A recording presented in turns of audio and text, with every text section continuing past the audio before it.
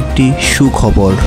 আমাদের বাংলাদেশে এক পুরুষ গরু তার মহিলা গরু পাইতেছে না, তাই দুবাই গিয়ে এক দামড়া গরু পাইল, পেট মোটা, এবং সে বাংলাদেশে টিকটকে ভাইরাল না হতে পেরে বাইরের রাষ্ট্রে গিয়ে তার দামড়া গরু এবং বড় গাই গরু নিয়ে ভিডিও করে ভাইরাল হচ্ছে এবং বউ ব্যবসায়ীদের মতন টিকটক করা শুরু করছে এবং দামড়া গরু অন্যজনা কিনতেছে না, তাই নিজে ব্যবহার করতেছে এবং সে তার ভিডিও দিয়ে ভাইরাল হইতেছে এবং নাচতেছে এবং গান দিতেছে এবং পম বের করে ভিডিও করতেছে।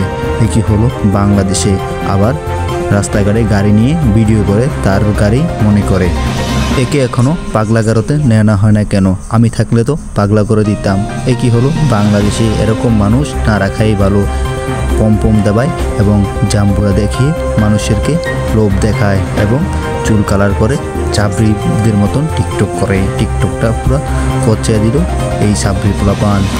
আমাদের বাংলাদেশটা খারাপ হয়ে যেতেছে, এরকম চুল কালার করে পুরো বাংলাদেশে শেষ করে দিছে এবং সে বাহিরে গিয়ে পোলাপানকে খারাপ মানাইতেছে এবং পুলিশে তাকে ধরেছে।